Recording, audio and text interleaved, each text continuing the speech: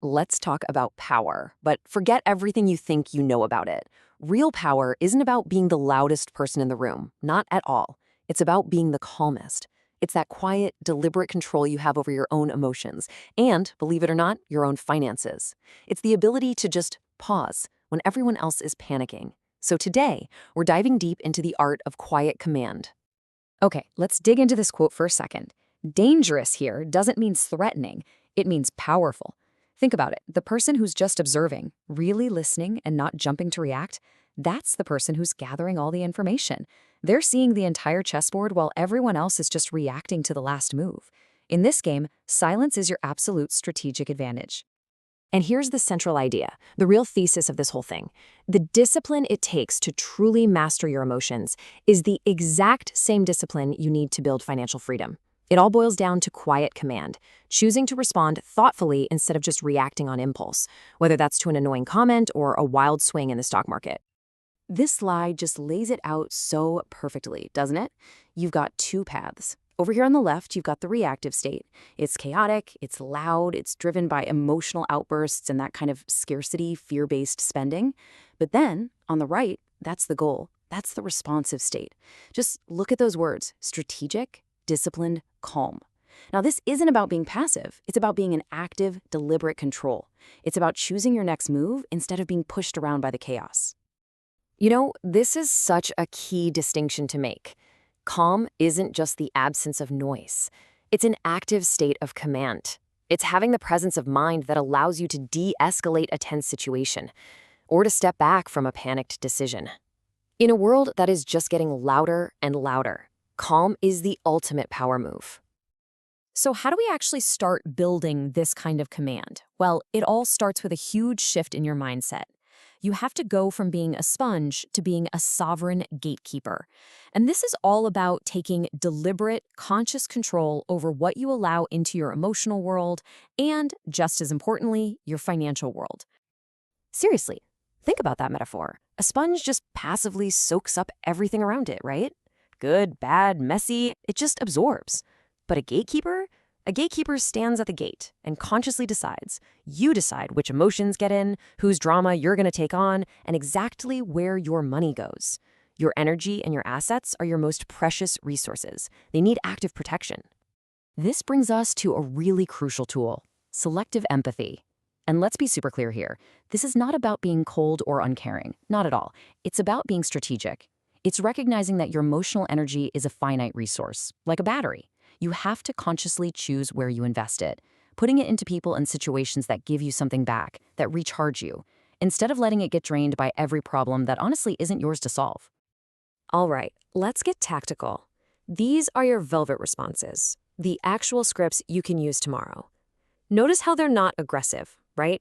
They're just firm and incredibly clear. When you're facing emotional pressure, you don't argue. You just calmly redirect with curiosity. And when it comes to money, you don't apologize for your boundaries. You just state them as your policy, calmly, without blinking. Think of these as your everyday suit of armor. And you know, this is really the end game. The strongest boundaries aren't the ones you have to shout about or constantly defend. They're the ones you just live by. Your actions, like consistently walking away from drama or never accepting a late payment, they broadcast your standards way more powerfully than your words ever could. Okay, so we've got the mindset down. But how do you actually build the muscle? Well, the answer is ritual. Mastery isn't some personality trait you're born with. No way. It's a skill. And it's a skill you develop through consistent, deliberate practice. So here's the first practical ritual, and this one is for your emotional command.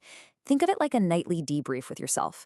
You just replay a challenging moment from the day, you pinpoint exactly what the trigger was, and then, and this is the most important part, you script a better response for the next time it happens. You're literally reprogramming your own reactions.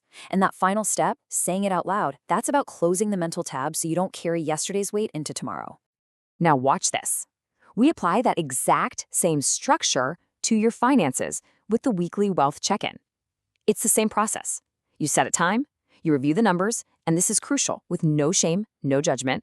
Then you set one tiny, achievable goal, and you celebrate your progress. This is how you transform that feeling of money anxiety into a calm, strategic game that you can actually win. And this brings us to this powerful idea called the money mirror. Your bank statement, your spending habits, they're a direct reflection of your internal state.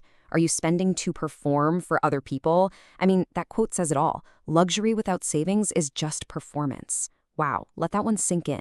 True wealth is that quiet confidence, not a loud display. And ultimately, that's the whole point. These small, consistent rituals, they are the engine of real power. They take all that struggle and guesswork and they replace it with certainty. And it's that certainty, built day by day, week by week, that becomes the foundation of the legacy you're building. Because that's where all of this is leading, to your legacy. This isn't just about managing daily stress or paying the bills. It's about consciously, deliberately, writing the story of your life, according to your own rules. You have to remember this, how people describe your emotional state. Oh, they're so calm, so steady, so unflappable, and how your finances look, stable, growing, secure. Those are not two different stories. They are one and the same. They are the intertwined narrative of your personal command. So let me just ask you this. Right now, as you're sitting here, your emotional reactions and your financial habits are telling a story. The real question is, who's holding the pen? Are you writing it, or are you letting circumstances and drama and random impulses write it for you? In the end, this is the big takeaway.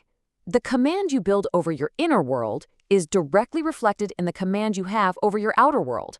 Your emotional and your financial legacy is being written every single day.